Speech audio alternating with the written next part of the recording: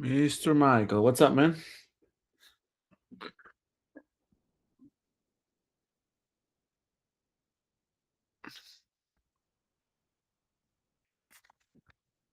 Hello, hello.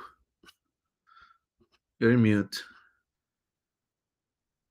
Hey, what's up, Alejandro? How are you?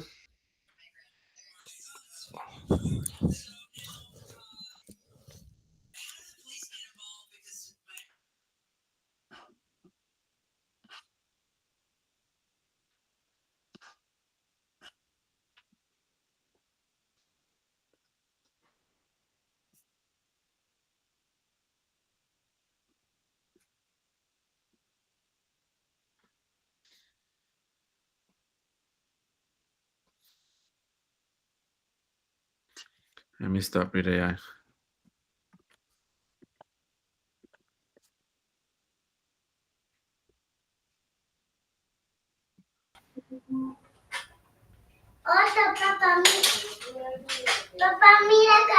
Hello.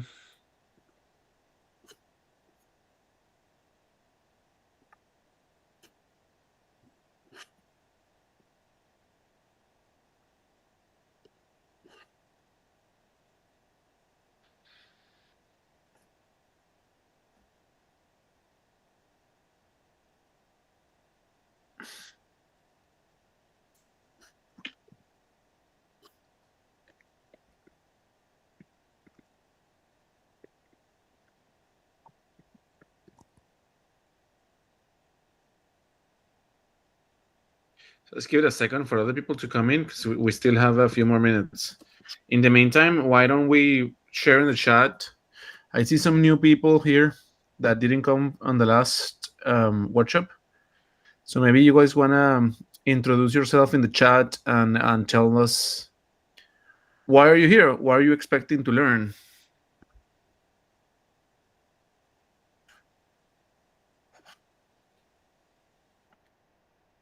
So hi, I'm Gitika, and I the key word for me in your ad was vibe, and that's what I want to vibe with. And I'm a banking professional from India, currently in the US. So came across your session and want to know that better. Maybe I'm late in the day, but I have some idea that's got me interested in your session. Hope to learn something more. Right. Thank Amazing. you. Anyone else just want to share? How you doing? My name's Jose Tokasuche. I started 4Geeks on May 19th and learned about this group. So I just trying to get more into coding and just want to sit back and just be a fly on the wall today. So thank you for doing this. Amazing, man. No, thank you for coming here. Also, Alejandro, this is Rahil. I'm basically an IT professional from like 12 years. I had started back as a developer, working in JavaScript, JSP, and so. But then, when have doing my master's in US. After that, I got into whatever role that I got. So I jumped into a QA, BA role since then, and I'm again back to jumping into coding. It's very exciting times with the AI coming up, and with you people having such beautiful seminars and doing it for free. But thank you so much. No worries, no worries. Thank you for sharing, and thank you for coming. Yeah. Just a reminder. What we are trying to do here, and the reason that we are doing it this way, is we're trying to have some pace and rhythm in which we can have like a group of people vibe coding together and building stuff, right? So, and this group of people that is going to vibe code together and build stuff, it's going to grow over time. That's our expectation, and we're going to keep adding new and new features on the platform.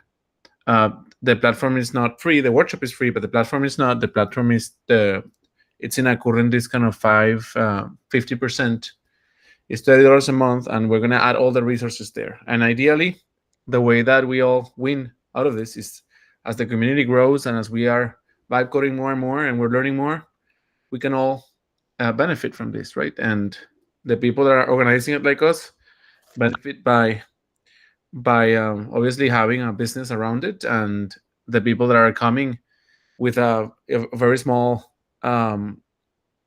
monthly membership can get a lot of benefit from the resources and everything that we're publishing.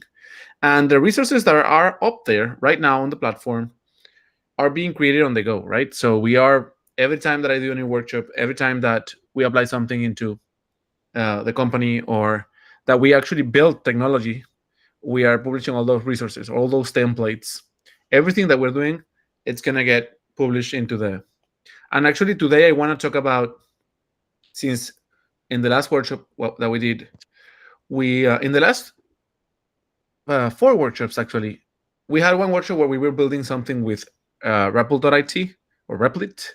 That's a product that is meant for vibe coding purely, right? So no engineering or orchestrating AIs or nothing like that. Just prompt the AI and build something that you can use in 2 hours. So I think what we did in that workshop was we built an audience response system. So something similar to Kahoot.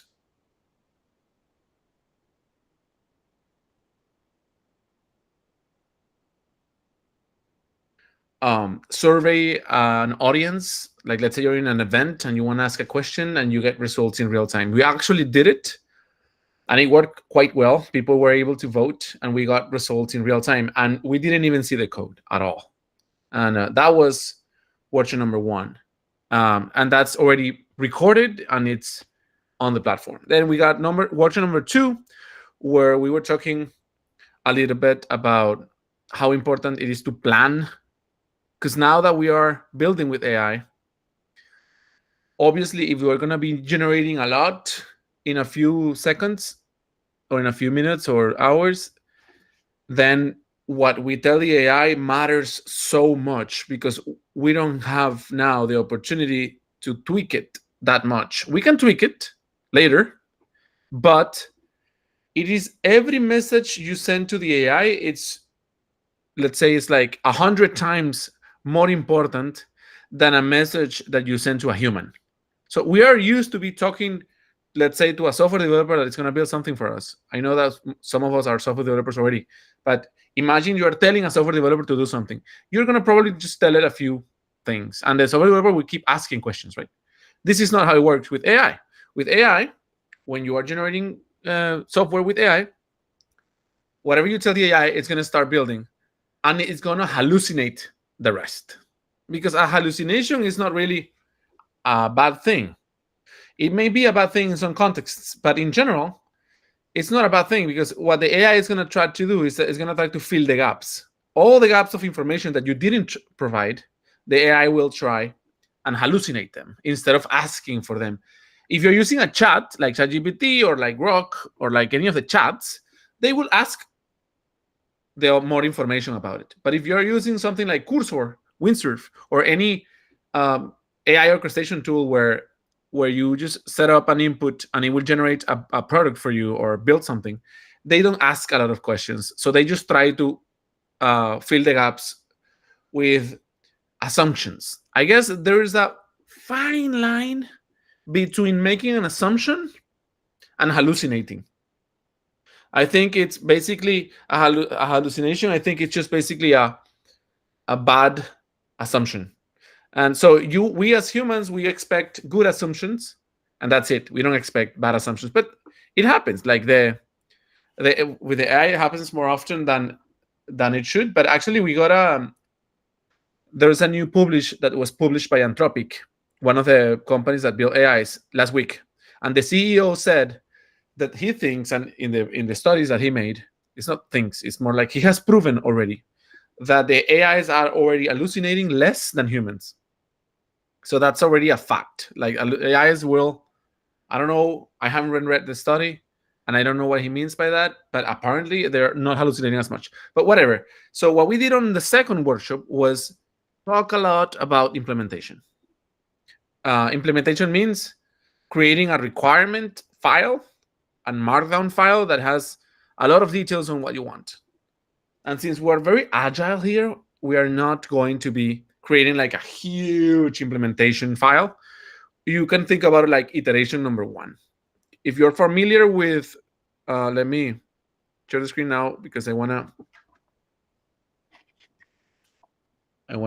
start explaining with a whiteboard. It's better.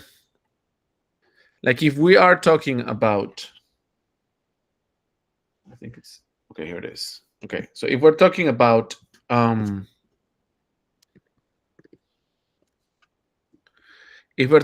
planning, the way that you should plan is completely agile, right?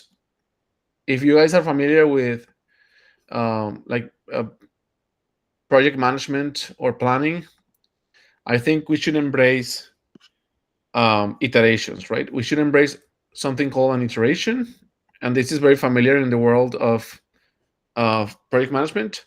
And basically, we're talking about agile. And there is something called the AI feedback loop. This is a concept that we should all be very familiar with. And I think we are, but maybe we haven't thought about it a lot. Let me see if I can get it from Google. Yeah, so a feedback loop is a continuous process where an AI receives feedback on its performance and uses feedback to improve its model, and then receives more feedback leading to ongoing learning improvement. So this is what we want when we're building an implementation plan. So we want to have a feedback loop where our main goal is to have our minimum viable product, right? Minimum viable product. And we're going to have a conversation with the AI until we end up having a great, like an implementation plan that we think, okay, this is going to cover version 1.0 that I want to have in a week. I want to build, if you're doing Replit, it's going to be in 2 hours. But if you're doing Cursor and Windsurf and you want more control over your product, then it's probably going to take about a week or maybe a couple of days. But yeah, and then in there, you're going to start having a conversation. So you're going to start with a prompt with like a very basic features and what you're building. And then you're going to ask the AI to convert that. First, you're going to have like a conversation on features, right? And after you finish that conversation on features, you are going to have what we call a product requirement document. And this product requirement document, it's going to have like basic requirements, like what are we building? And this is not coding related at all. So products, this is going to generate product requirements. So you're going to say things like, and we have an example. We did one last time. So let me see if I can find it here for a second. On product requirements, I'm going to open what we did last time just for a brief moment because we're not going to be focusing on this today. But I do want to give you the summary of what we did last time. So we did, this is what we have so far in terms of, let me see. It's not this one. My bad. It is vibe culture.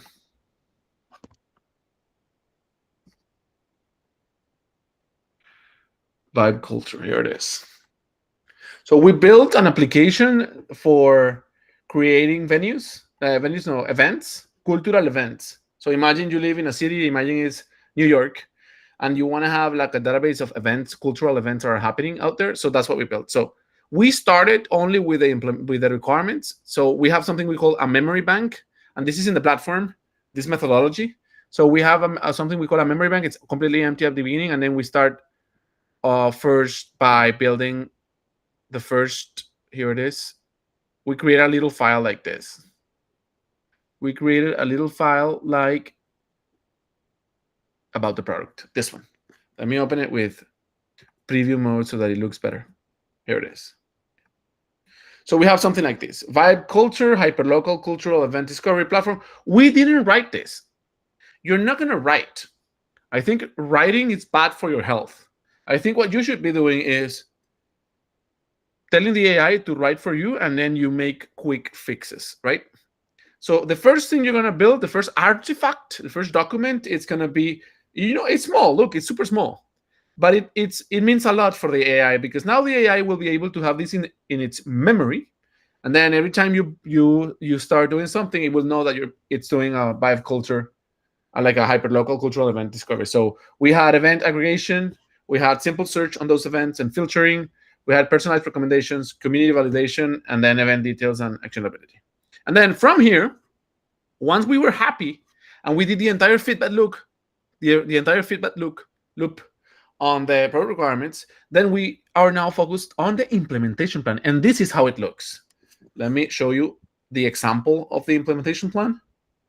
So it is, this is MVP, right? Like the minimum viable product. We have here some information about the project that we put it there later on.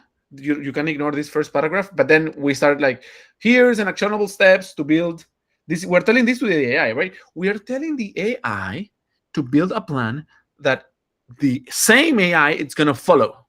So the AI it's going to follow the plan that the AI built.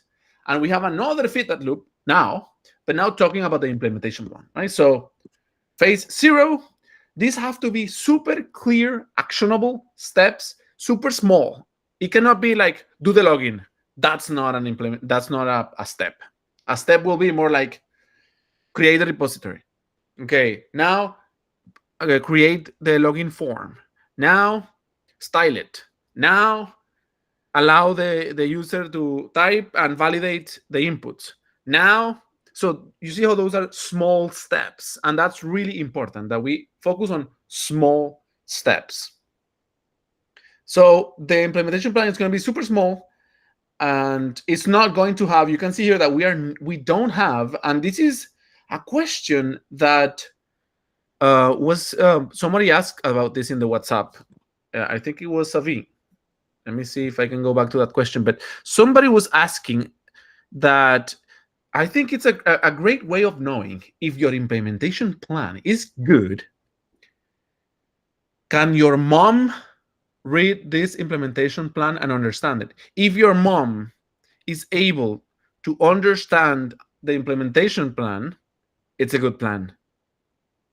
Because it cannot be technical. It can be, it has to be super simple, but very little by little, right? So if you tell your mom, is your mom going to understand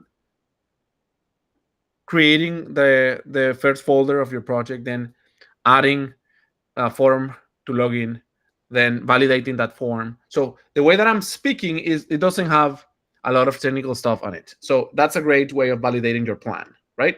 So once you have your implementation plan, then all we did, and we have been doing this for 3 classes already, for 3 workshops, was just tell something like this, like, build the next step of the implementation plan.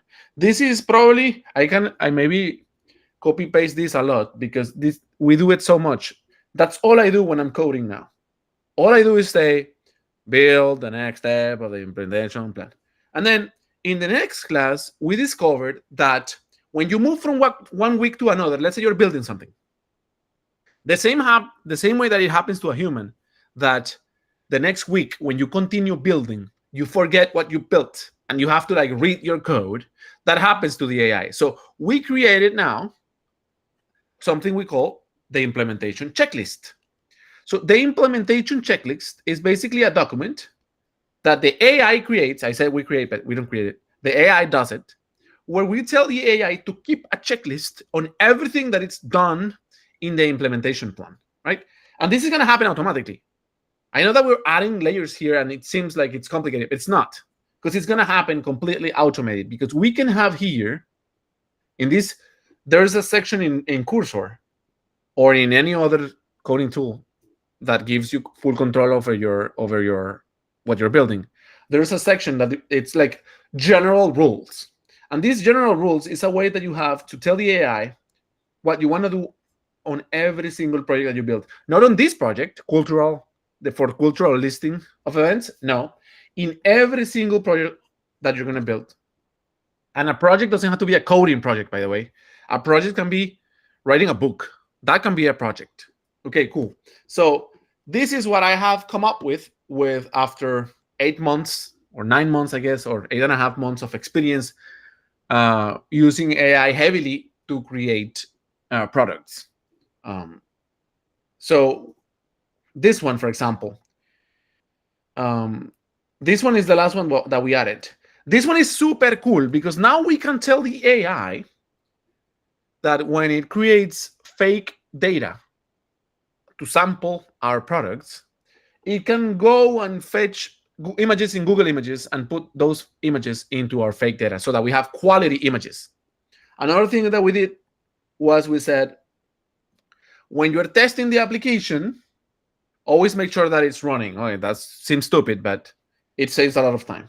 Then we also said, if we are following an implementation plan, always, it says, gave a memory bank checklist. I think that's not very good English on my side, but whatever.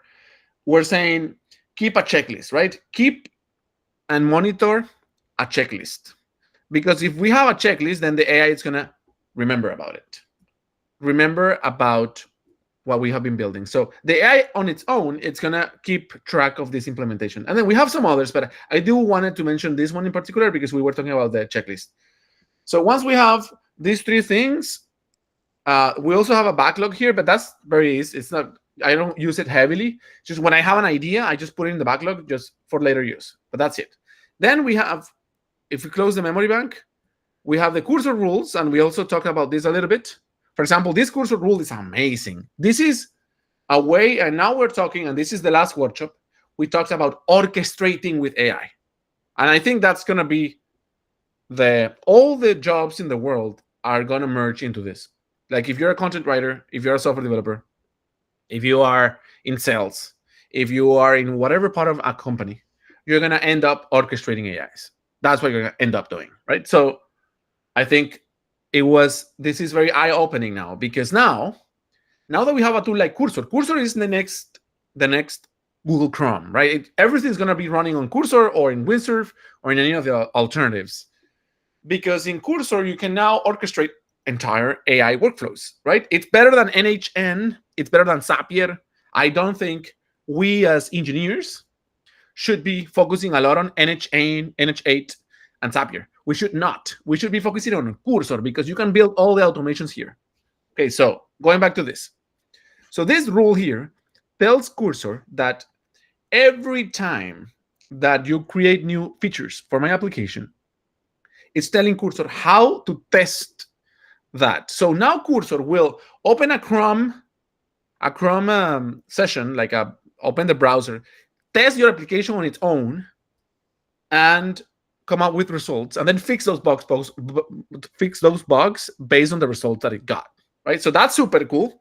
But another thing that we could do is that we could tell it to, for example, every time you're going to build a test, create some data for those tests and put it in the database. So we can tell here in orchestration, we can have another rule saying before testing, create some fake data.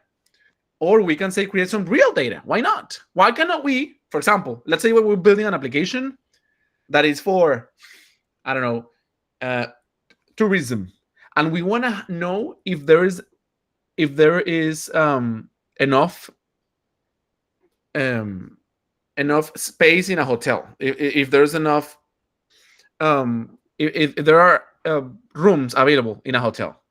We can tell Cursor to test with real data and put that real data in our application and actually check the real databases of hotels. Whatever, we can do whatever we want here. We can and so we learned in the last workshop that the Cursor rules, are ways to automatically apply rules into your orchestration flow. So we can add as many rules as we want, and we are going to add a few today before I finish my introduction. I'm about to start with that. Okay, then we also learned that on prototyping, we learned that since AIs are very like specialized and are becoming more specialized, there are certain AIs that are better at, for example, UI UX than others. So we were using Vercel V0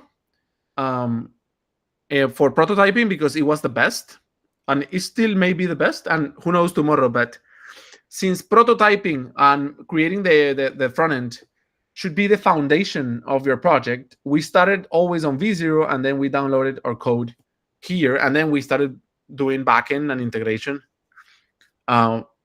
afterwards, because the front end is gonna like create your scaffolding, like your initial template, your initial boilerplate for your project. So that's another thing that we did. Okay, so now that everything is here, like I think we have enough information with the 3 workshops. You have enough information today to build most of the products that you can build today. You can build Airbnb, you can build hotels.com, like whatever. You have enough information. We did a database a lot. We work with Vercel a lot, with Supabase, my bad, for creating those databases and adding fake data on it. We did authentication. We did not unit testing, but user testing. We haven't done unit testing, but we did user testing. So we have an automated flow in this rule where every time we have a new feature, we tested it. So that's great. But I think today, what I want to focus on, and this is what we talked last workshop, I wanted to focus on promoting our product, not on building it, because we've been doing 3 workshops already by that. And since our entire set of workshops, it's supposed to have an application from 0 to promoting that application. So I want to focus on that today. And that's what we thought that we discussed that we were going to be focusing on. So let's talk about promotion for a second. I have created this, and I'm going to share it with you guys. That it's basically a it's not this one, by the way. It's this one. What I'm creating here, and I already tested this, but I am adding so many features that the new features I haven't tested, but it doesn't matter. We will tweak them in this week. It's an AI marketing engine. So this marketing engine, it's gonna create everything that you need for an entire company. And I'm not joking. Like every single thing a company needs to bring clients and start making money, we're gonna do in this project here with Cursor, not with any other tool. With Cursor, we have enough. Cursor is enough to create all of this. And let me explain a little bit how it's going to work. And this is now like we're talking now about like promoting products. This is more like a little introduction on the best practices on promoting a product. Because ideally what you have is you already have the MVP, right? So let's call it here MVP. The MVP, you already have it deployed on Vercel. We already saw how to deploy it, right? So we already saw that we can have a public domain. We didn't see how to customize that domain, but it doesn't matter. It's pretty easy here. When you're in Vercel and you have the application, I think the one that we built it's somewhere here. It's in my personal one. So it's in this one. Vibe Culture, here it is. So we have already published Vibe Culture, and it has real features with a real database. And right now it's vibeculture.vercel.app. But if we want to customize that, it's pretty easy. Actually, we just buy a domain, and then you come here to settings, and then you click here on domains. And then these are the domains that I have available. I just say add new domain, or I buy a domain from here from Vercel. I don't recommend ever buying domains in the same place where you host your application. Don't do that. Because usually what happens is that if you want to move out of your hosting application from Vercel, let's say, and you want to now host in a different place, they will keep the domain. That was an old trick that most of the hosting companies did back in the day. I'm not sure Vercel is doing it, but I still like to have domains completely separately. So I will buy them in a different place, and then I will add them here. And to add them is pretty easy. You just have to set up 2 things, the DNS, two DNSs. That's it. It's like a very simple process. So whatever. Once you have a domain, now you have a real website, and you can start promoting it, right? So if I'm going to start promoting it, now I should have like if we're going to talk about the cycle of promotion today, then organically it's going to be the way to go, right? Like we can have ads, but ideally we can talk about an organic like an organic marketing flow. So this is how it's going to work. It's like a circle, right? It's a magic circle where everything ends in the student buying. The client buys your product. That's our goal, right? But in order for the client, our client, or the potential, or the lead, let's call it lead. It's a lead. It's actually a lead. In order for the client to buy our product, let me make this bigger because it's not big enough. And I think I want to show this in a better way. I want to show a conversion funnel. And this is how a conversion funnel works. Can I rotate this quickly? Yes, I can. Here it is. So this is a conversion funnel. So on the top, you have people that don't know about your product. I'm not going to be talking about this a lot. I know that all we want to do is to start doing a practical project, but I do think we need some context. So I'm just going to put some context here. On the top, you have people that don't know about your product, and then at the bottom, you have people that bought your product. So they buy your product. And the difference, like, how do you bring more people into this funnel? How do you put more people in here? By making noise, right? So noise can be made either inbound, or it can be made outbound. Inbound means that I create content and people come and read it or watch the videos. So a YouTube video or a tutorial or something like that. And outbound means I pay to put my content in front of people. So ads and things like that. Tutorial. So going back to our template here, in our marketing content engine, we need to have articles, because we are going to be creating articles for inbound, right? So that people can come and read. Well, and maybe you're thinking, yeah, but Google is dead. So those articles, no one's going to read them. Well, that's not true, because LLMs also need sources of information, because sadly, LLMs need to retrain all the time. You cannot just use, if you try to ask today ChatGPT about model context protocol that we discussed last time in the last class, it doesn't know shit about it. It doesn't know. It thinks that you're talking about Minecraft. I actually did it. I started asking about the ChatGPT about MCP, and it started talking about Minecraft and how to create Minecraft models and mods. So LLMs don't know recent stuff, so they need to keep training and they need to keep reading articles. If they don't read articles, they cannot be trained. So the good news is that this process that we already had for marketing and for creating content for Google remains the same for LLMs. It has some changes, but in general, it remains the same. So you're going to have articles. Then you're going to have Instagram posts, right? But we're going to generate this entirely with AI, right? So you don't really need Instagram posts. What you need are scripts for your videos.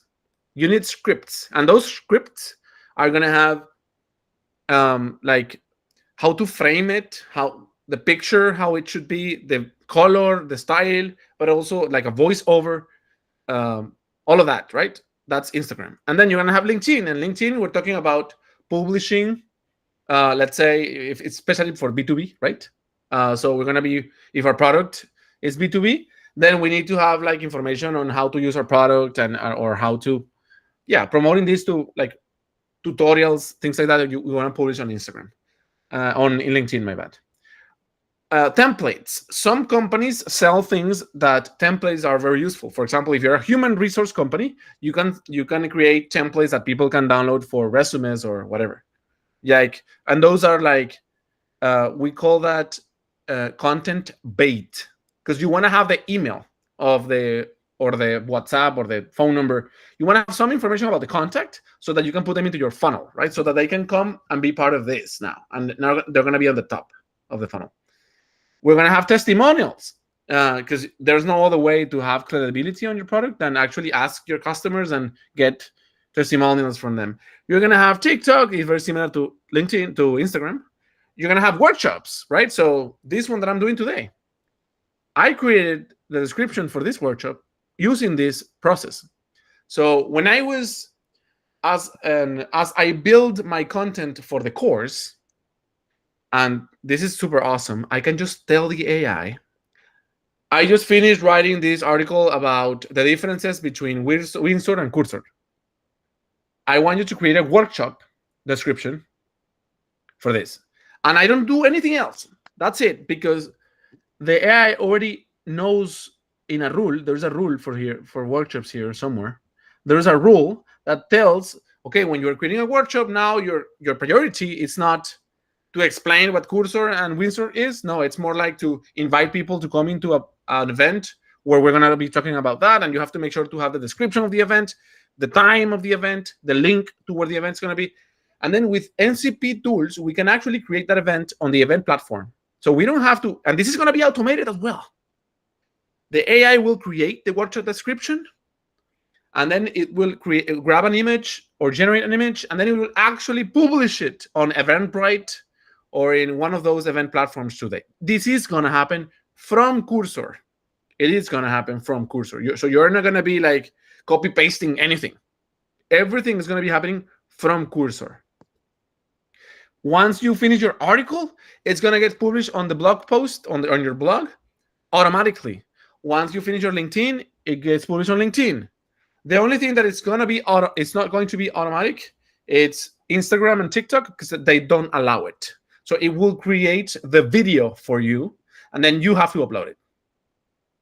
Cool? Are we cool on this? Any questions?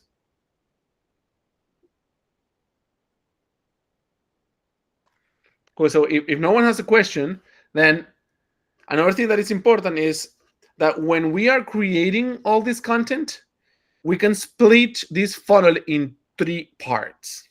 The first part, we're going to call it discovery.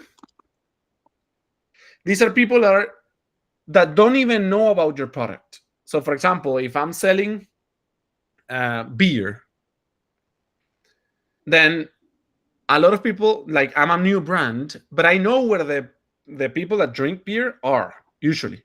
I know that I can put some ads in a pub. I can put some ads in a baseball game, in a stadium, or in a baseball community, or in a, I don't know, betting community where people play poker or whatever. So discovery is the content that I publish everywhere in where those people are, right?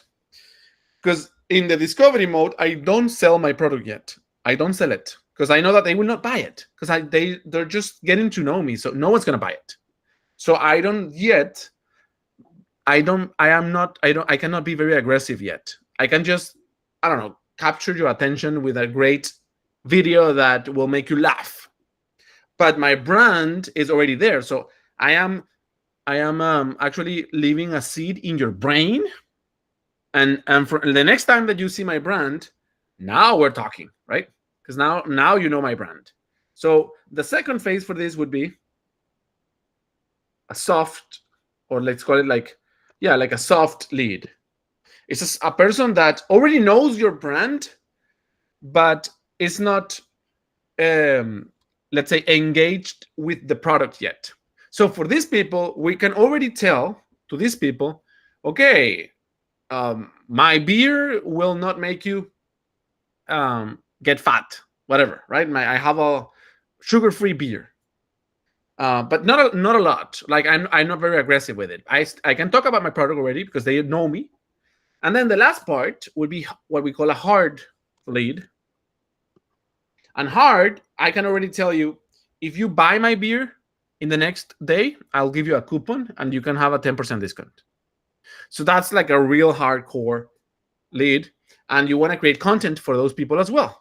So everything that I'm telling you, and the reason I have to tell you this, because I know that it's not very exciting to hear someone talk about this, is because we need to set the context rules now, right? We need to start telling the AI here in the rules and in the memory bank. We need to start telling how to create that content. We need to tell it, okay, listen, I want you to create some of the Instagram posts you're gonna make are gonna be to make people laugh, but some others are going to be coupon codes that I want you to promote, right? Okay, so here we start, and the same way that we were building content for the content on a memory bank for creating products, now we have a memory bank for creating content. So that memory bank, for example, start with company identity. I obviously have to tell the AI what's my company, what we sell. So the products, here are the company products. Here they are. And I have something I call thoughts, because every time that I'm like on Instagram or on Twitter, I actually don't use Instagram, but on any social media or in my life, whatever, when I have a thought that I think it's powerful, I put it on this file because I want the AI to speak like me. So it is really important that you give the AI your thoughts. So I had this thought the other day that the Replit CEO is acting like a politician who makes bold statements knowing they're false. It resembles Trump saying illegal immigrants are criminals or whatever. So I don't want to get political here, but it's just like a marketing technique. So I do want the AI to know this, because I want the AI in any time that it has a chance, when it's writing Twitter, for example, when I'm tweeting, I want it to be more polemic.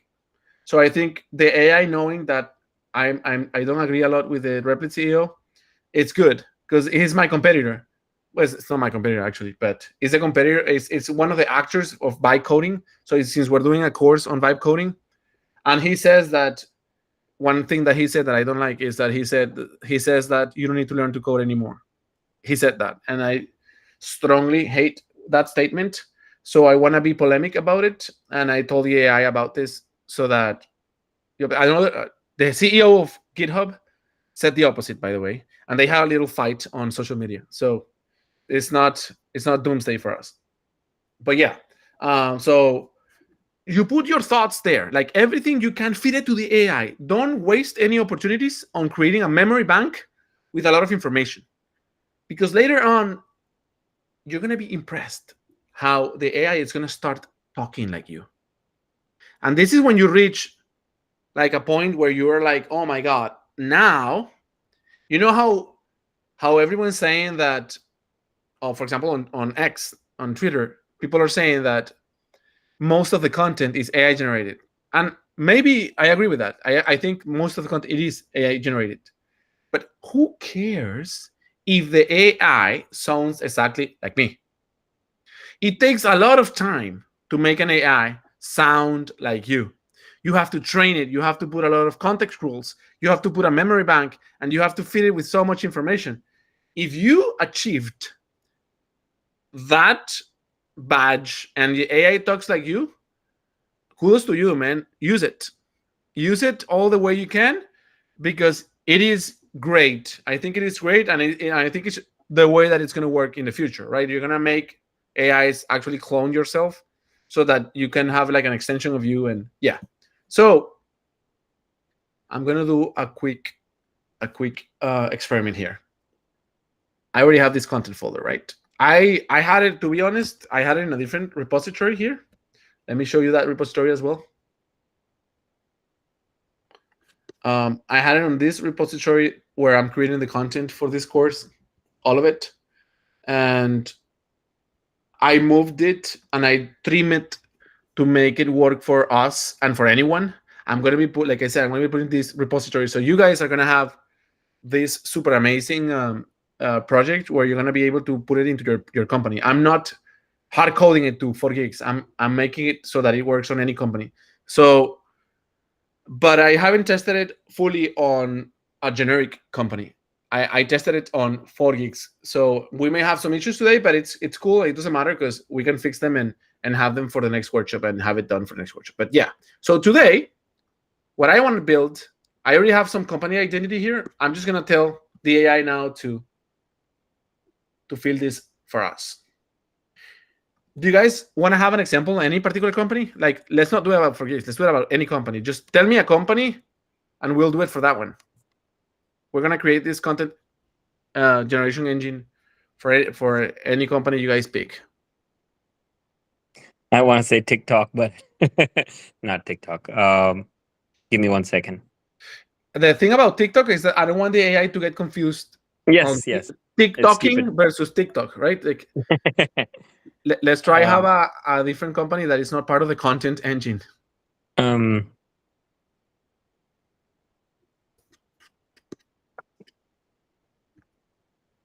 I can pick one. Could be anything like a Canva. Canva. Yeah. You mean Canva, the one that creates slides and stuff like that? Yeah. Design. They also Yes. have AI features these days, though. I agree. Yep. Let's do it with Canva. Cool. So let me first start with a chat. I'm gonna switch into chat mode because I just want to know what if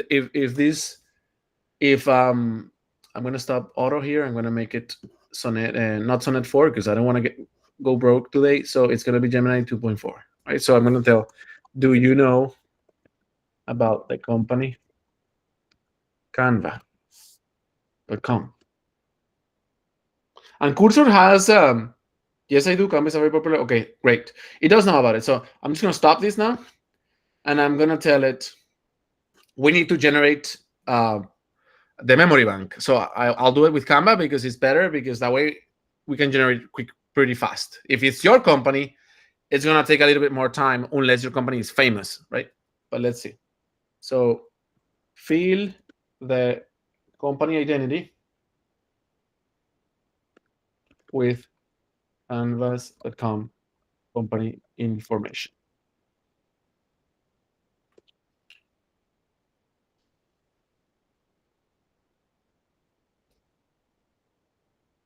Actually, it's better to do it with, I'm going to stop this. I'm going to do it with Sonnet 3.7. Sonnet 3.7 is better at content generation than Gemini.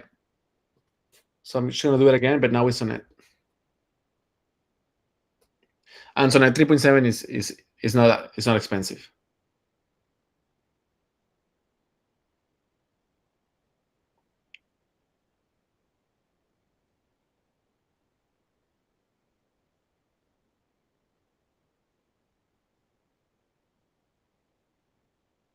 Okay. Well, in the meantime, let's discuss the next one. So, well, it did already. So here it is. That's it. It says name of the company, founding year and location, brief. Oh, give me a second because I want to keep the original one as a template. I'm just going to put here template or originals so that we don't lose it. So that's the original one. That's it. Okay, we have it now for Canvas. Brief history. I'm not sure the history matters, but whatever. I know it does matter for the, because if when you're publishing content, the founders sometimes are very interesting because people want to know about people, not about companies. So putting information about the founder makes a lot of sense for engagement. Okay. Now let's fill the company products. The company products. Let's talk about the product for a second. So company products, the problem is that companies sometimes have a lot of products. So you're going to have to fill this for each product. But since Canvas is only one product, I guess we can just have it for one. So let's build the company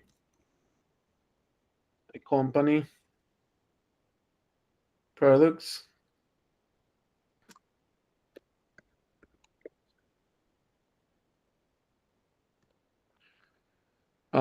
Using about, let's fill canvas.com company products.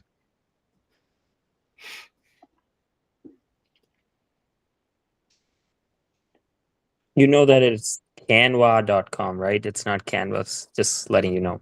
Oh, you're right. Yeah, I saw Canvas is actually a business, but it's more about education or something. Fuck. So I have it wrong. Let me see. Yeah, you're right. Stop. I'll do it again. So I'm just going to go up to this one and say canva.com. Company information. I was wrong. It's not canvas, but Canva.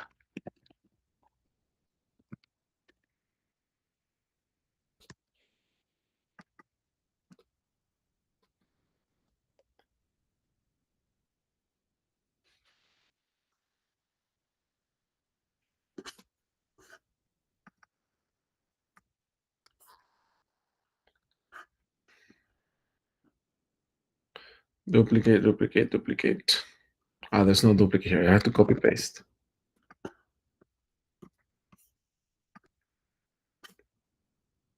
Okay.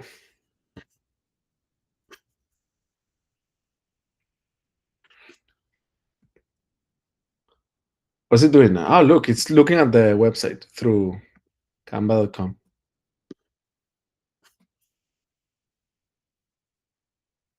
Okay, great.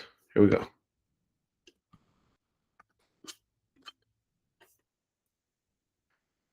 Okay. And this is the one about design, so that's great. Okay. Now do the same. I'll do the same, but for company products.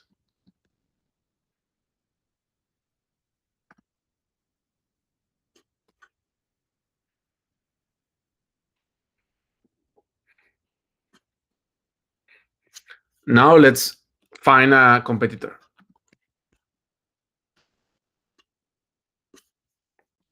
Of Canva? Yeah, like Figma, right? Canvas? Give me 1 second.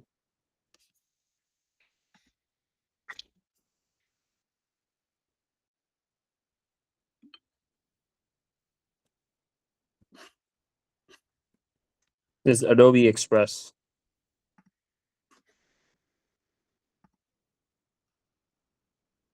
Okay. And there are other tools as well. Yeah, I mean, Figma can be also one of those, but Figma has more of UI, UX. Yeah. It's like now everyone's competing with each other, right? Say that again? That AI is making everyone compete with each other. Oh, yes. Everyone's merging. Everyone's merging. Now do the same, but for Sorry for interjecting again. These .md files that is your product, right? Or is it comes with Cursor? These originals, company competitors, and all of that files. no, this is what the template that I'm building for the AI content engine. Cursor comes with an empty folder. Yeah. Okay. So you created this Canva.identity. Whatever those .md files are created through your product. Yes, but you know what's weird? That it wasn't supposed to do it in here. It's like doing it. It's doing it in the wrong. Let me put it here. It's doing it wrong. It's supposed to be here. I don't want to call it Canva identity. I want to call it company identity.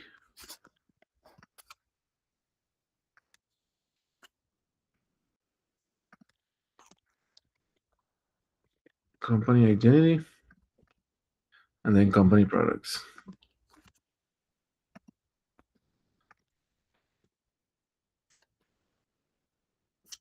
Okay.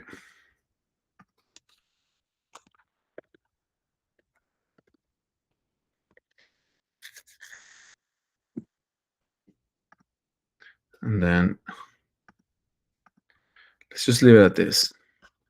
Okay, thoughts. I'm not going to add any more context into the memory bank because I want to get into the fun part. Okay. I'm also going to leave the thoughts here. I'll just put them here. So I'm just going to say here in the thoughts, imagine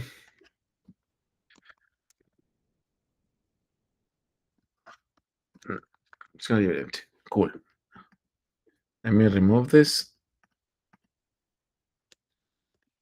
So that's it. We have our memory bank. So we have company identity, company products. So now, one thing that we want to do when we start marketing a company, obviously, is we want to have some like initial article. So let's talk about like a launch. We're launching the company. So the first thing we're going to do if we launch this company is we're going to have to write an article like describing what we're launching and that we're so excited about it and we just finished and we want everyone to test it out, right? So we're going to say something like, if you were actually, I'm going to do it like this. I'm going to create a new article here in the I already talked about this content folder where we're putting everything we're generating. It's going to be here. So what I do when I create a new article is that I create the article in a horrible way. I just brain dump what I'm thinking, and then I let the AI polish it, right? So for example, here I'm gonna call it like product launch, and then I'm gonna say we are excited about launching this product. What else can we say? If we are Canva, we can say, you know what? I'm just gonna let the AI do it for me and see what happens. Because this article here folder has some rules already. So look at these rules here on the top. One of them that I'm putting here, it's about styling. So I want to tell the AI how I want the AI to write. So for example, it has here, this rule applies to any Markdown file on their content articles or on then, these are the same, right? Because I had two different folders before, but now I don't. On the content article folder. Then how to make the article look awesome. Include emojis. Start making sure to include emojis to give a more emotional writing and reinforce specific sections of the content with emotions. Include callouts. So callouts are super cool because a callout is used by Google and other LLMs when they see your content. Probably they will focus a lot on those callouts because usually a callout it's like a quote from a founder or a specific like important information that you highlight. So in terms of SEO, in terms of marketing, callouts are super powerful. So you want to have the AI to put callouts in your content. This is an example of a callout. If you don't know, it's something like this. You know, when you're writing, like, let's just go to any article from a free publication. Let's say it can be one that doesn't have a paywall, right? Oh my god, I'm just gonna go to the for geeks one because I don't know one that doesn't have a paywall from the top of my head. So blog. Okay, let me show you a call out. Let me see. This one should have, it doesn't, of course it doesn't have a call out. Let me see one that has a call out. This is not a call out. This is not a call out. This one. So this is a call out. It's when you have in the middle of your content, you say something that it's quotable, right? So to be the most relevant community boost, to boost the coding related careers of the future and present. So yeah. So for me, it's really important that it adds callouts within the content. Then that's the article styling. Then the article structure is I always want to have the same structure in every single article. So this rule, and then obviously here on the attaching rules, I'm always saying how to apply this rule into which particular content. So only on articles. So this rule here only applies to articles. So if I'm building a video tomorrow or an Instagram reel, this is not gonna be added into the AI context. So start the article with one or two paragraphs that grab the reader's attention, blah, blah, blah. I give it 2 examples. And then I tell it how to use headings. Don't use H1s. I don't like to use H1s on what the AI is writing because I already put the H1 automatically in my blog posts. So I don't want the AI to do it again, right? So this is very particular of me. Um, use H2s, blah, blah, blah, follow a clear flow in the reading, whatever. Then here we have, this is really important. When you are writing no, my bad. When you're writing content, the articles you're going to write are going to have something on the top. It's called a front matter. A front matter is meta information about the articles. And now we're talking about another thing that I didn't mention at the beginning of this workshop is that the way that AI works is changing the way that we store information. I don't like to store information in databases as much as before, because a database is harder to access to AI. I mean, there's ways to access a database. You can have an MCP server like Supabase, and yeah, but I'd rather have all my information here. I don't want to have it in a database that then the AI will have to go and fetch it. No, I want to have it here. So another thing that I didn't mention is that our entire content generation process is not going to depend on anyone. We're going to have everything here because I don't want to have databases. I want to have an AI that is super fast and it creates everything quickly and it has everything it needs. So if we're doing that, then our articles, like for example, this article describes me as a founder. So on the top, I'm putting the front matcher. This is a standard thing. And I'm adding here the title and the description of the article. So this is the title that's going to show up in Google or in the LLM. And this is the description that is going to show up. So this has to be SEO optimized. So that's why when we're doing the front matter here, I'm telling, begin with a YML from matter block on every article. Then include these required fields: title, tags, description.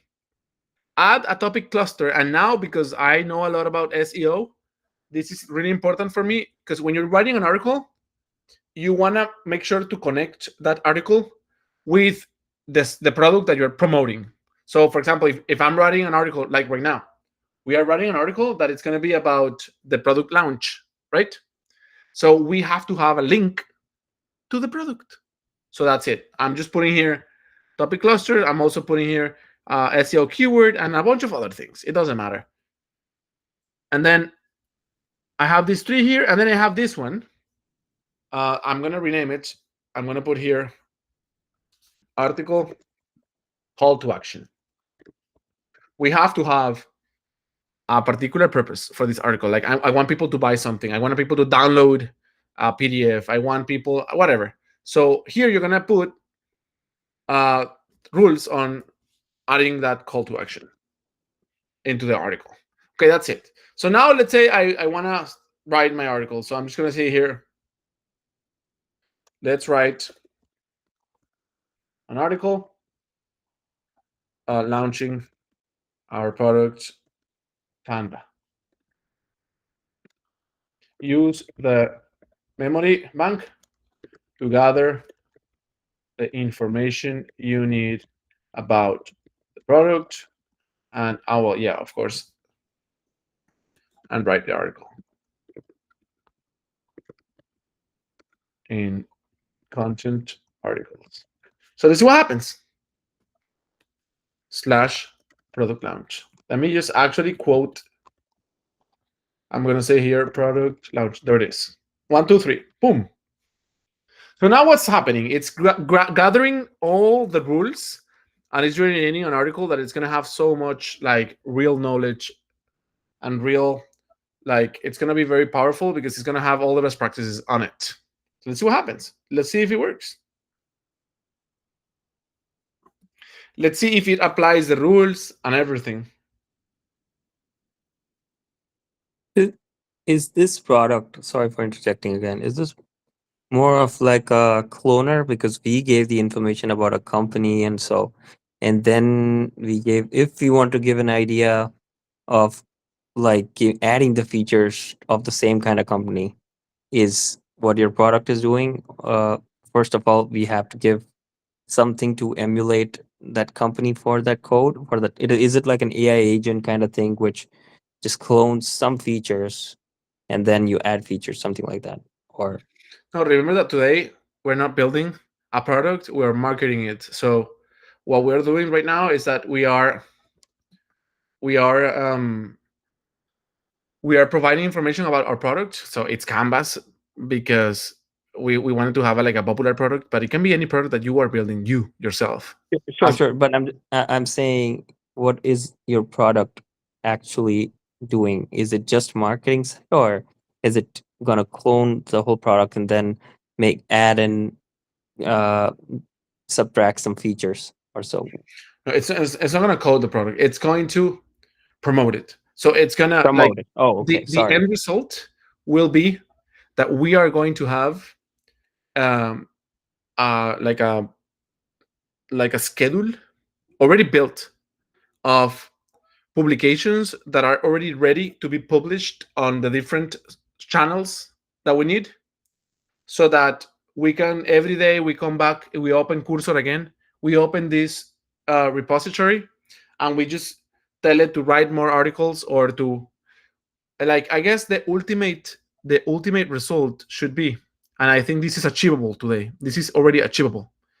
I can just create a new feature for my product. Let's say I add, like, similar to how, I don't know, the latest feature that was released in Cursor, that now you have a background code generation. So, and I can tell the AI here in the chatbot, okay, my product has a new feature. It's called background AI generation, code generation. I want to promote that feature. So it's going to create a bunch of articles talking about it. It's going to create Instagram reels to be published on Instagram. It's going to create TikTok videos. It's going to create a workshop to talk about it. And it's going to add it into meetup.com, into eventbrite.com, and add that workshop into the. Then it's going to promote the workshop for you. Then it's going to and then when it's writing all of these and when it's creating all these workflows, it's going to take into consideration your taste. So, for example, it's going to take into consideration that if you're going to do a workshop on a new feature of your product, you want to quote happy clients that like that feature. So it's going to do it for you. It's going to look at the content, at the article that was written just now about Canva. This is the product launch. So look how cool this is. It already created the title and the description of all of this, but it also added some emojis, because I said that I wanted emojis. It added a quote. Look, remember that when I was talking about that if you're gonna write something, it needs to have a call out, because if it doesn't have a call out, then LLMs or news organizations or Google, they don't know what to quote from you. So this is an actual quote from the Canva's founder, the Canva founder, Melanie Perkins, on Canva. So it added it because I wanted it to do so. So it generated, this is a high quality article that I can already publish because it's following all these techniques, right? And then here where it says, let me delete all of this here, because here's where we're gonna be putting the landing pages that our product has to sell. Because a product, when you are marketing your product, then you want people to buy your product, right? So usually what happens is that you take them into a page that is what we call the landing page. It's a page that sells your product, landing page. So here in this particular section is where we're going to be listing the landing page that we have. So that's the pages where we want to send the people to buy our product. So I can say here, for example, let's say Canva. So let's say I have a company like Canva, and I am a school. I'm gonna tell if I want to sell to a university Canva, I am not gonna send them to canva.com. I'm gonna send them to canva.com/education, because here's where it talks about education. So yes, I'll put here in my content generation here, canvas for education, and then I paste it. So that's it. Now, when writing an article, consider linking these relevant landing pages.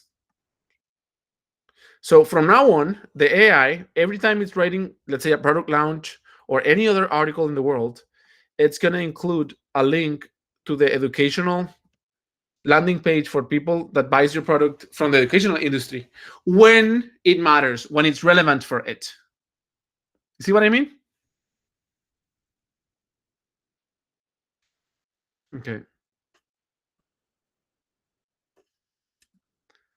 So all these rules are the ones that make your content of your company to actually work, because it's really complicated to connect all the dots to make sure that everyone is taken to the right landing pages, to make sure that everyone, when you have testimonials quoting your client, your happy clients, everything. So you need all these rules.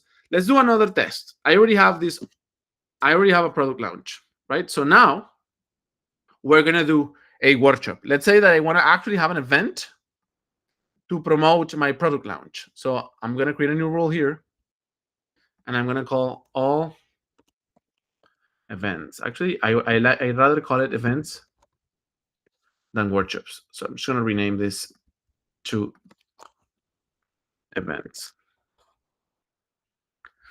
Okay, and then here we're going to say it's going to be auto attached, and we're going to put it every Markdown file that it's inside of content slash workshops. No, it's events, my bad. Content slash events slash asterisk.md.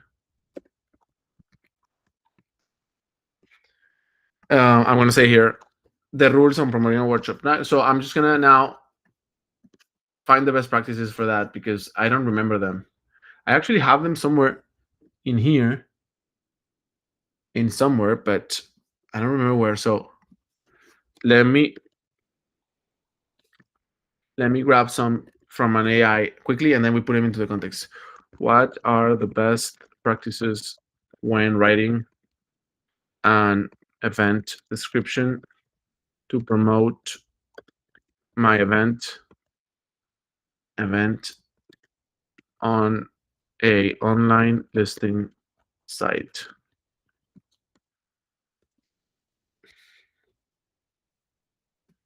Okay, that's it. So I'm just going to copy these now, and then, or not copy, I'm going to say create. No, I'm going to tell the cursor to do this. I want to switch to cursor now and say create a new rule. Create a new cursor rule under cursor slash events, all events.mdc, that tells an LLM how to write the best possible event description with all the best practices. Something like that. So let's create that rule, and then we're gonna immediately after that, we're gonna make sure that it's being used properly.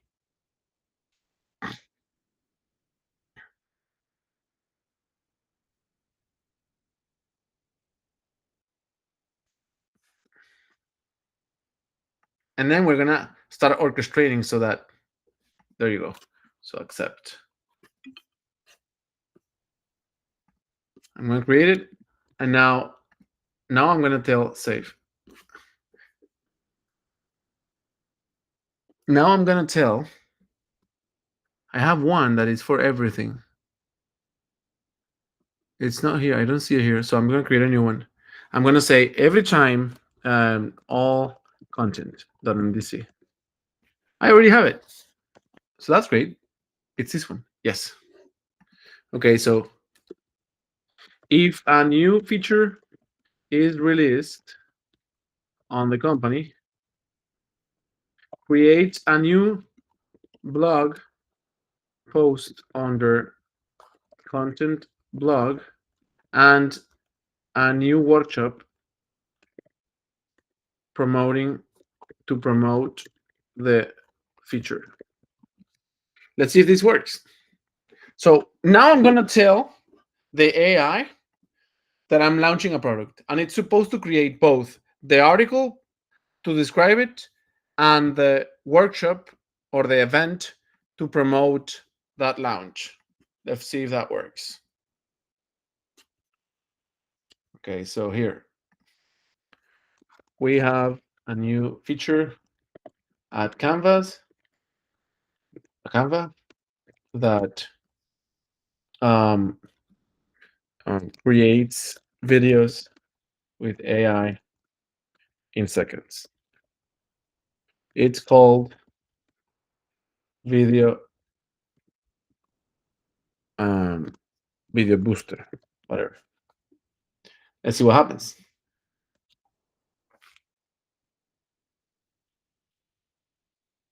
So here's the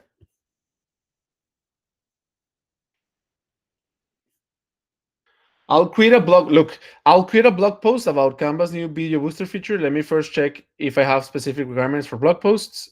It does. Now let's create the blog post. So it's creating it now. And it's supposed to put it under the articles folder. So let's see if it does it. Oh, no, it added it into the blog folder for some reason. There's a rule probably stating that. And now it's doing the workshop. Look, here it is. So now it's creating the workshop. You see, we are already creating this workflow where it's adding the blog and it's now doing the workshop. So the next step will be to actually publish this into Eventbrite and to actually publish this into our blog, right? So let me show you that now. We're about to do that.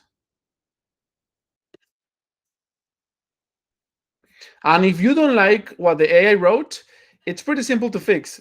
You just come back here and fix the context rule that applies to workshops. And look, there's no emojis. For example, there's no emojis, and I think it's too big. This is too much for a description for an event. So what you're gonna do now is that you're gonna keep tweaking this. That's why I'm saying that it's really hard, and it takes a lot of time to make the AI to write exactly how you want. So it's only a matter of like fixing and fixing and fixing and fixing and using it every day. So at some point you're gonna start really liking everything that it's generating for you. But yeah, there's the workshop and there's the article. Well, let me just tell it why did you add the article into the blog folder instead of the articles folder? Let's see why. Wait, it probably has some information on adding it into the wrong place. Based on the workspace rules that we were provided, I follow the instruction that says blog articles should be reading. Okay, so you see there's a rule that it's misplaced. So I think that's here in all content. All content here. Yeah, blog, it's articles. Amazing. Cool. Accept all. And then I'm going to move it to articles. Then now the next thing is to see where we want to publish this. We can publish it in WordPress.com. We can publish it in our own website. So that's what we're going to do now. We're going to create our own website that we're going to be using to publish the blog, right? And then we're going to create we're going to publish let's first do the Eventbrite thing, the publication of the workshop.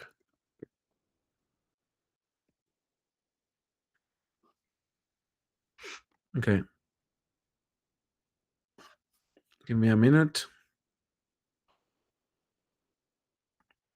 So this is what we're going to be using. Look. So since Eventbrite hasn't yet released, if you guys don't know about Eventbrite is this company where there are events, right? Like you can, if you're going to promote an event to launch a product of yours, you can do it in many websites, but one of them is Eventbrite. So here, you can see that we have like a way of creating events and stuff, everything for Eventbrite. So we're going to do Zapier. We're going to be using Zapier. So Zapier MCP.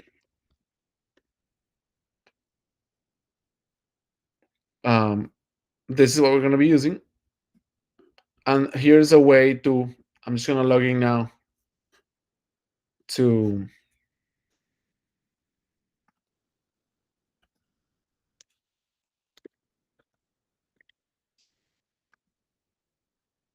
wait. There you go.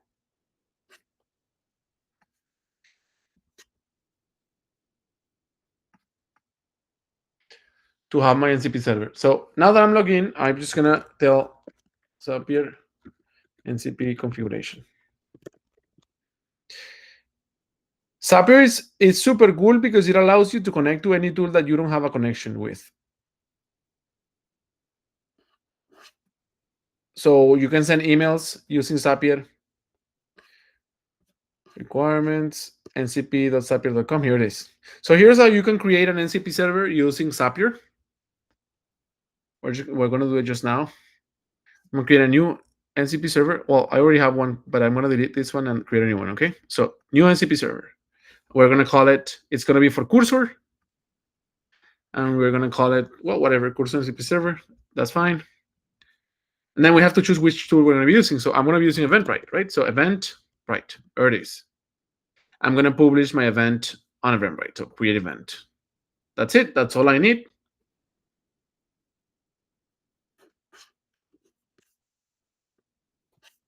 Now connect. So I have to copy this. I'm going to copy this and put it in my Cursor. NCP. I already had this, right? So I'm just going to delete it and paste this one here. Boop. Well, and this is obviously not, I have to copy. This has to be my own token. The server URL, yeah, let me copy this URL and see.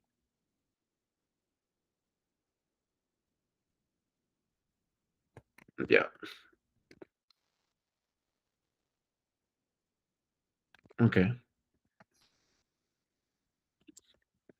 There you go. Okay, let's see if it works. I'm missing a comma, so I'm going to put the comma that I'm missing here. What happened here? Oh, yeah, my bad. I have this duplicated. Look. So I'm going to delete the first one. No, the last one. And these two. And then put the comma. There you go. So now we have Zapier. Let's see if it works. Well, it says here that we still have a configuration issue. Give me a minute. Yeah, I have an extra semicolon. Okay, now it's working. What's the problem now? Oh, nothing. Okay, cool. So there you go. We have Zapier now available. I'm gonna disable all the tools that I'm not using, because if you have too many tools, it gets mad. Cursor doesn't like it. It's too much for it. Let me refresh this one and start again. It says no. Now it works. Look, the tools. Just so you know, the tools are the things you can do with that server. So this server, it's letting me to add tools, edit tools, and Eventbrite create event. And in this description, I can see everything I can do for an event. So now I'm gonna tell. Look how cool this is. Now I'm gonna tell.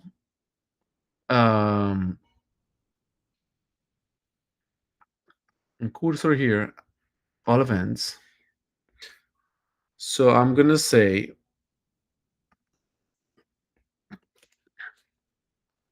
also after. No, let's see here after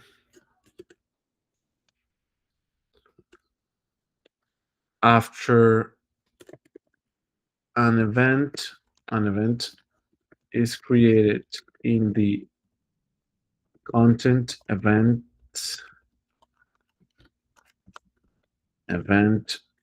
name.md folder, make sure to publish it on Zapier using the Zapier MCP.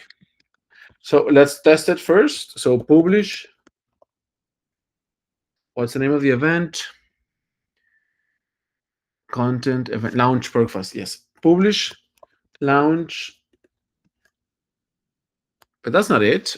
It's not launch, but it did it on the workshops folder, and that's my bad because somewhere there's also a place where we're saying that it needs to be on workshops. Let me look for the word workshops because I changed the event last minute. The here. That's already fixed.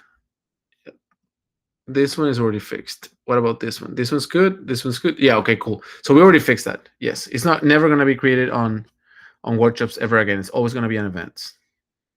So I'm gonna delete workshops now. Okay. And now I'm gonna tell publish launching a product fast on Eventbrite using Zapier MCP. Let's see if it works. I'll help you publish to Eventbrite using the Zapier event. Now I'll use the Zapier MCP to publish the event on Eventbrite.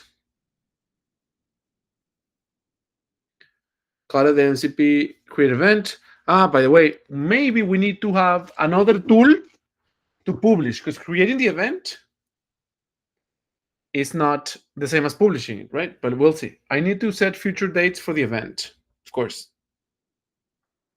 We don't have event date on here. On the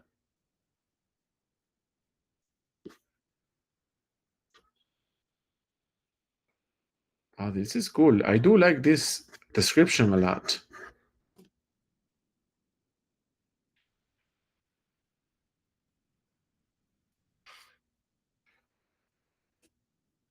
No, it's not this one. It's the video booster. Oh my God, I did it all wrong. I said that wrong. My bad. Wait, stop. It's all wrong. It's supposed to be on this one. My bad. It's not launch a product fast. Is Canva Video Booster. Canva Video Booster. Canva Video Booster Workshop on Eventbrite using Zapier. Yes. Sorry about that.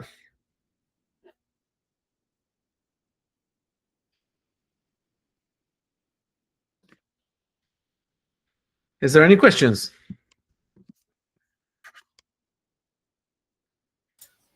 Does this AI, would we make a folder called AI Content Engine and put it in the web app repo, or is this separate? All in the same repo. Why not? Yeah. Yeah. I think it should be all in the same repo. It's like, it's so powerful, man. It's like you're going to be just speaking as your product gets launched, gets promoted, you get people in, it gets built. Wait. Awesome. Oh, well, it's fighting the NCP tool about formatting on the dates and stuff. That's another thing. When you see your cursor fighting with an NCP tool, you should from now on put a rule on how to better work with it, right? Like you need to monitor the interactions with the NCP tools because it may have like boogie interactions. Look, I'm having trouble pushing the event despite trying multiple dates. This could be to the several puzzles. Let's see what happens here. Let me see that. Go to Zapier to edit your existing actions. Oh, look, it's having an issue. No parameters. And here it said, error during execution. The app returns start dates and endings must be in the future. So what at okay, because it put the event on here. So what I think we should be doing here, if we really want to have like a real workflow engine, is that we need to have like, we need to tell for the event creation. Where's the event creation? Event here, all events. So here, every event we create needs to have needs to have a front matter with the event meta information like, so the start date and time, end date and time. It's going to be UTC and in the future. Same thing, right? UTC and after the start date, obviously. I think I don't have to say that. It's obvious. Okay. And then from now on, the next time that it creates an event, it's gonna have the proper beginning and end time. So I'm gonna say now rewrite the event. Actually, I'm gonna open this and I'm gonna create a new conversation. I already has the, and it already tells you which rules are being applied to it. Look, code examples, all engagement, all events, and all SEO. So rewrite the event based on context rules. And this is supposed to fix the event description now, the meta information in the front matter. So let's see.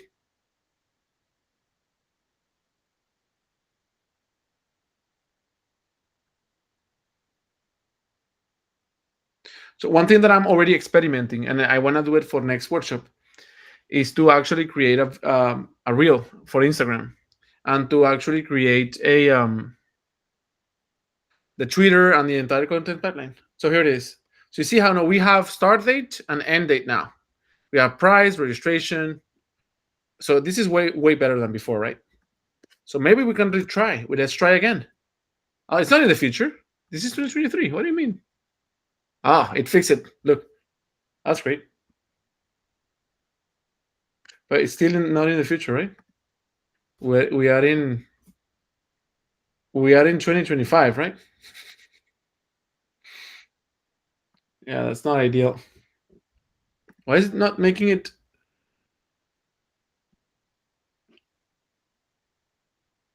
Come on, man. How can you be so wrong about a date? Oh, finally, 2025.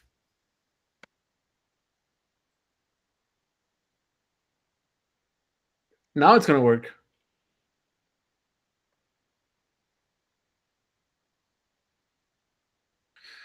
It's actually faster to build this process in Cursor than it is to build it in NH8 or actual Zapier. Because if you do it through here, you're doing it locally in your computer, and you don't have to. You can have the AI build it for you as well, instead of you drag and dropping and making the actual workflow yourself. And you can even like create later like an algorithm or a Python script to complement what you're building. So yeah. Look, it says I need to shorten the description for the Eventbrite event. I think it makes absolutely sense. So we're gonna tell it to be that the description should not be longer than let's say 500 characters. So let's do that here. By the way, I'm also gonna fix this because I think it's too much. Summarize this.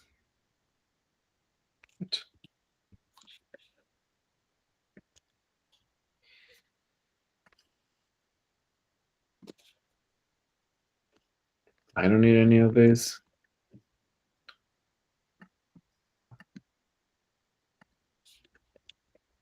Formatting readability, yes, that's all good. But now I'm going to say here, the event description cannot be longer than, let's say, 600 characters. That way we don't have that issue anymore in the future. So I'll stop this and rewrite the event. This based on context rules So from now on, we already fixed the length of the description. I rewrite the event based on the context rules. Also attempt to create an Eventbrite. Cool.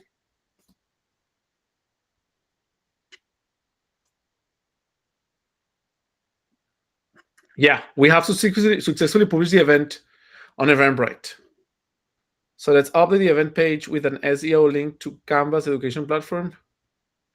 But now I decided to do a link into Canva's educational platform as specified in the SEO cluster linking rule.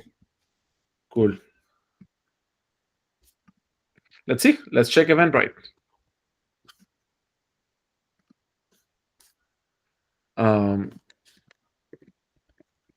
Eventbrite. Login. I think it's this one. I don't remember my username for this website, but whatever.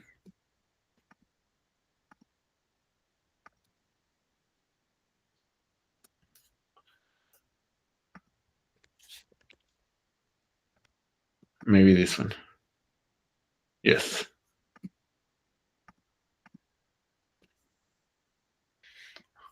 I'll sign in with a one-time code because I don't know the password.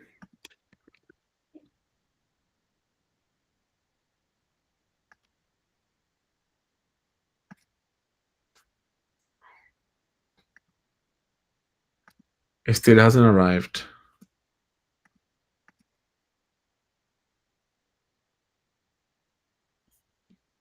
Yes, here it is.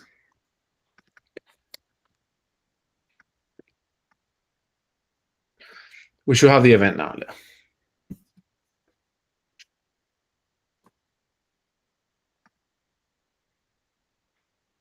No, not browse events. My events.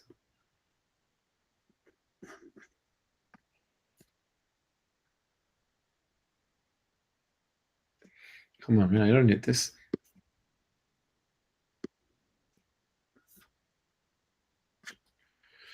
Maybe it's in the draft list. Let me see which let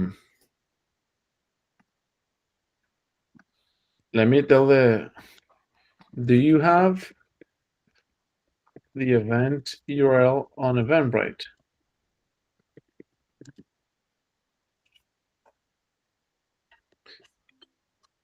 So it's this one.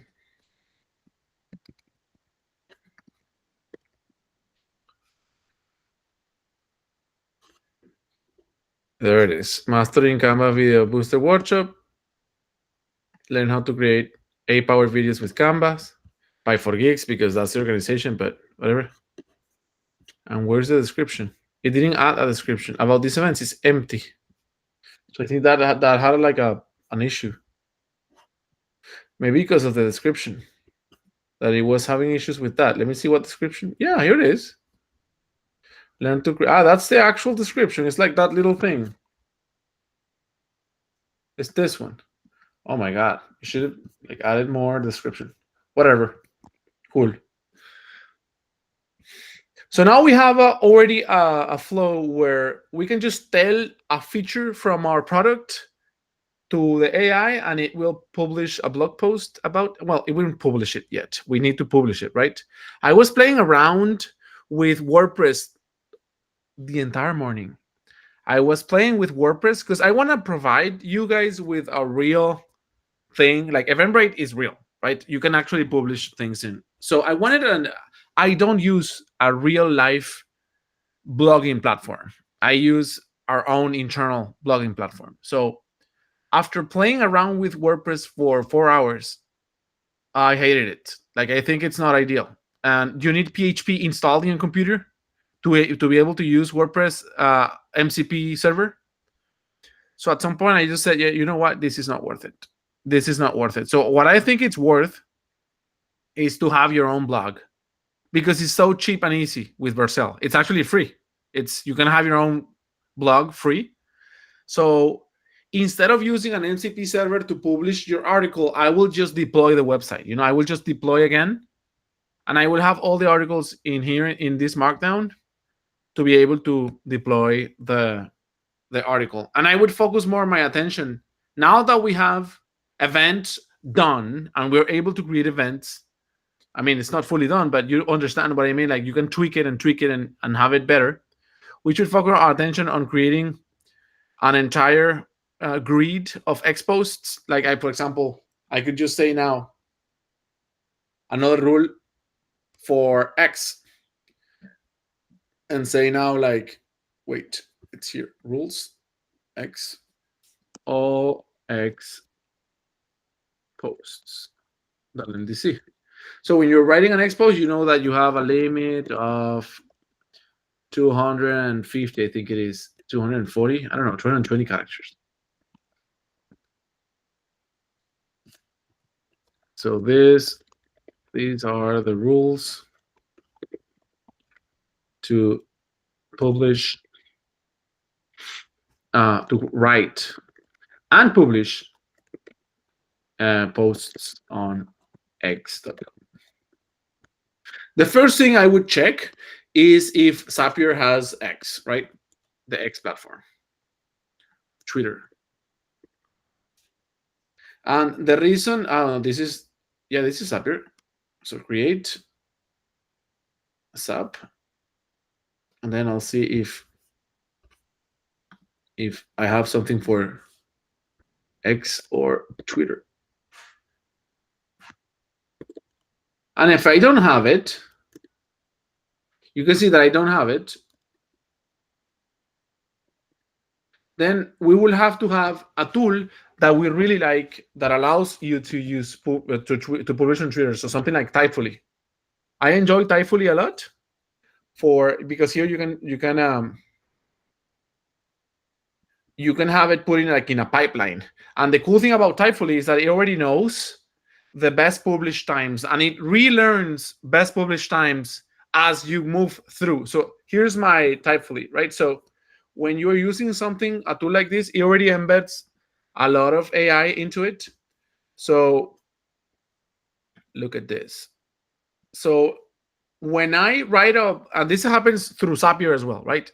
When I publish when I schedule a post to be published, I can just say on the next free slot, and it will automatically detect this for me. And it will actually has tools like, for example,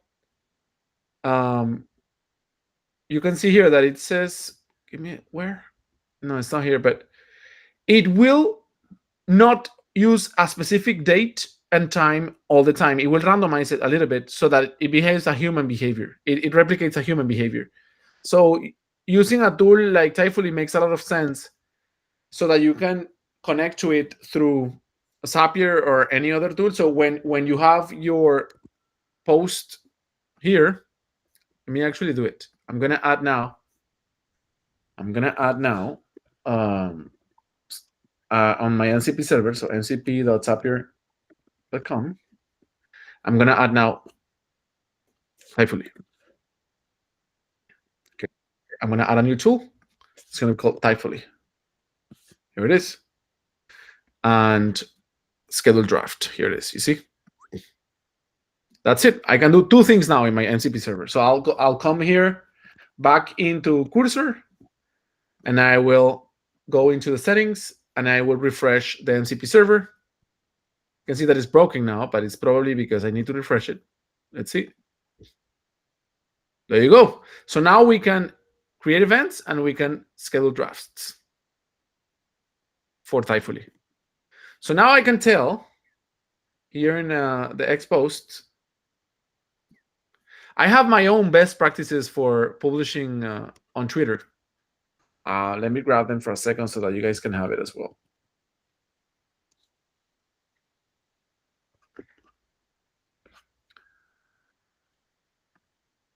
Memory bank, content, lessons. Here.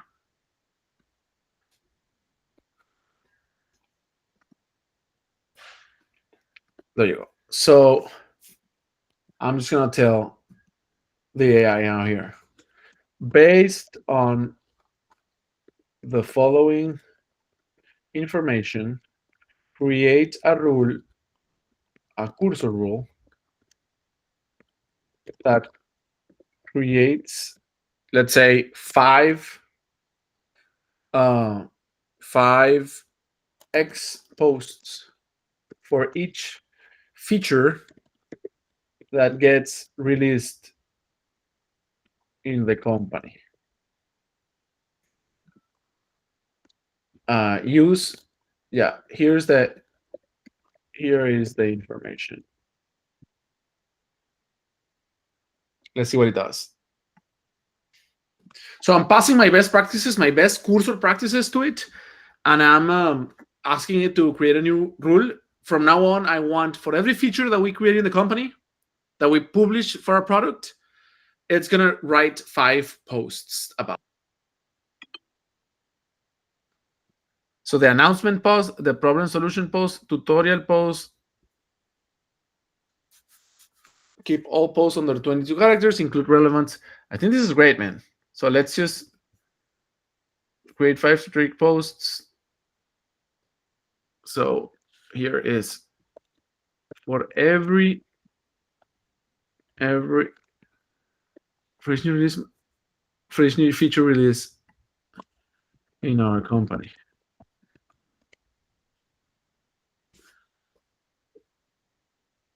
Okay. Use the Zapier MCP to schedule the posts on X. Okay. So there it is. Where is it located? Here. I have to move it myself.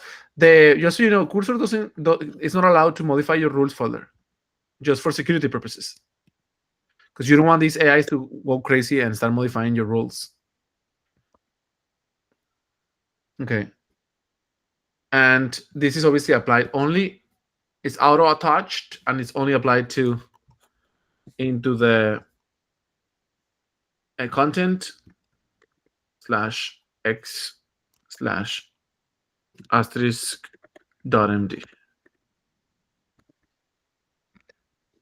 Wait, content x. Oh wait, it's empty, so it says that it doesn't have any. That's fine. It will have it. So now I'm gonna tell it based on the new feature we published on Canva that is documented on articles /Canva Video Booster, create and schedule the X posts. And this is going to do it automatically tomorrow, but I have to say it the first time because I want to. Now I'll check if there are rules for X posts. No rules found. No! There are rules. Come on, man. Content X. I'm just going to create here like a sample thing just to see if the rule gets fixed. Yeah, it's fixed now. But there are rules. There is all X posts.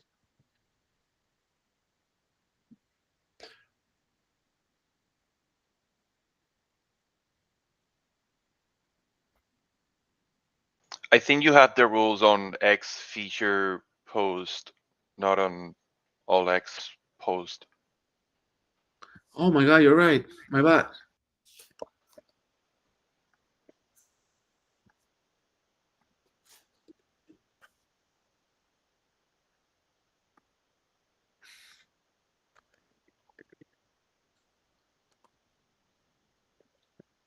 Oops.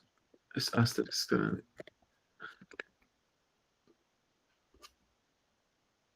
Stop. Okay, so start again. And give me a second because for the name of the posts, for the when creating a new markdown file, create a markdown file that documents the posts for this for the posts, and then I can call it like feature posts.md. Okay. So create the features, the X feature posts for, and then here I'll just mention the article again. Canva Video Booster. Canva Video Booster.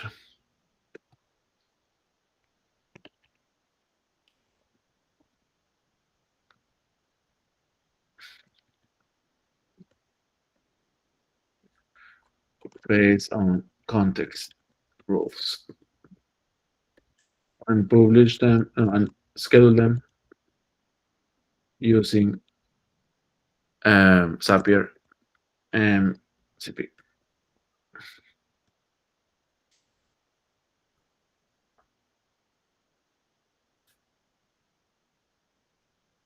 It's funny that it schedules the post first and then it creates the. That doesn't make any sense.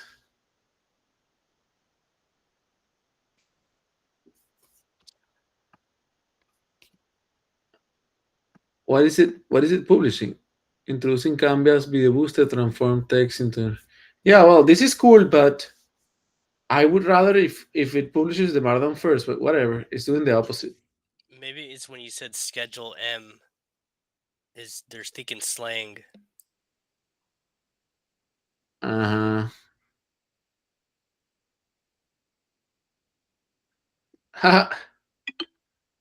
Yeah.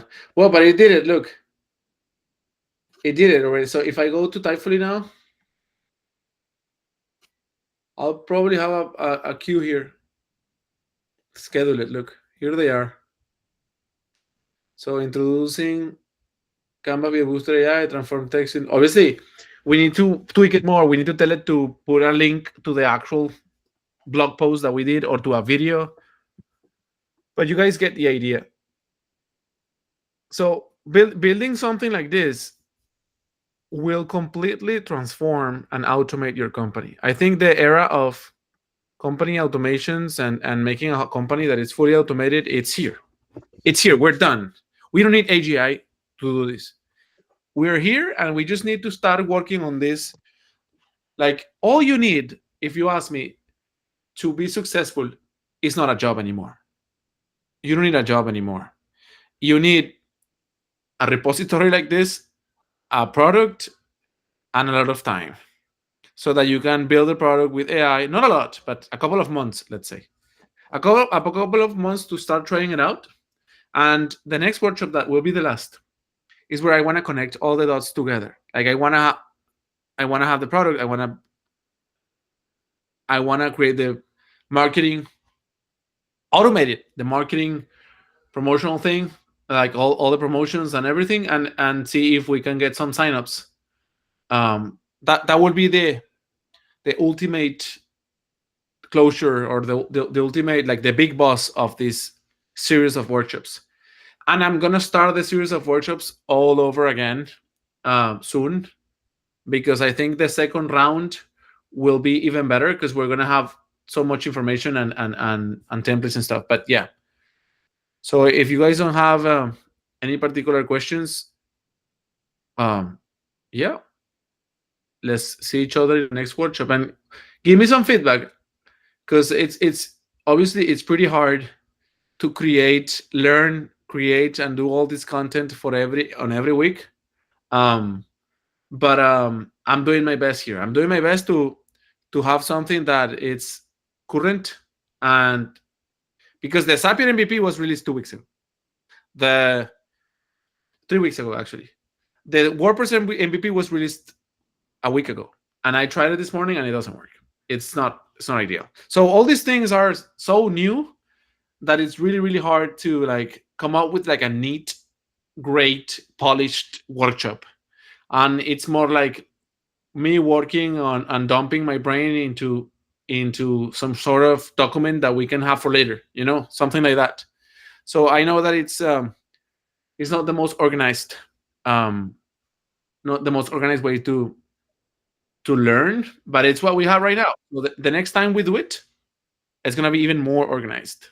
Um, so Gitika, Hi, thank you for your session.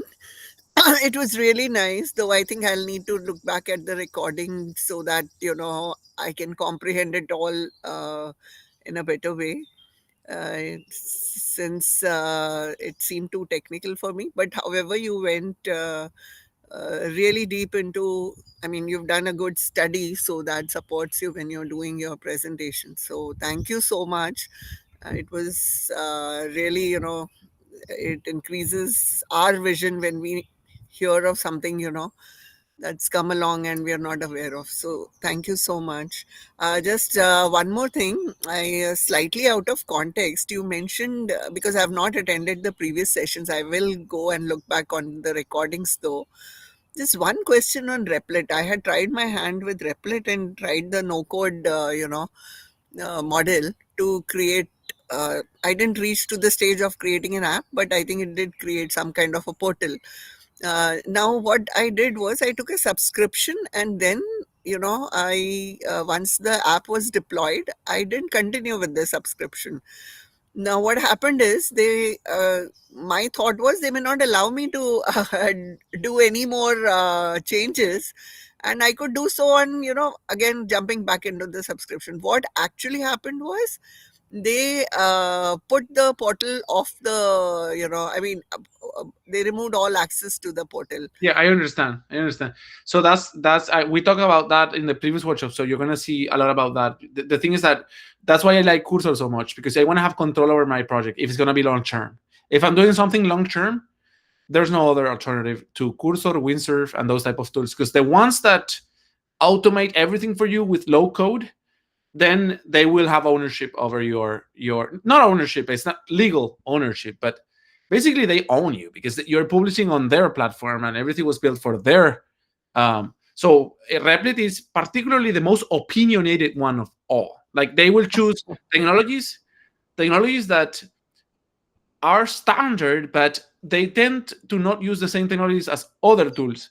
So when you build it in Replit, it is harder to move it outside of it than when you build it in Vercel or in Visio, or when you build it in Lovable or in Cursor. I think Cursor, if you want to save some time and be prepared for your future and have like a real good tool that you can actually like trust all your and put all your eggs in that basket, I would say Windsor, Cursor, it's your option. Like it's the only way. Like if you want to be for long term, if you want to have ownership and control over your project and maintenance and all those things. So yeah. But if you Thank you. want to prototype quickly, let's say you want to test something quickly, Replit. Yeah. Replit is the way to go. Yeah, they actually gave a good, injection of, having achieved something, but then it was a killjoy. Yeah. Okay. So the Thank next, you for your guidance. great. So for the last one, we're gonna just continue polishing on this and have it all done so that we can build the product and promote it as well. So see you guys next time. Thank you so much. Bye bye.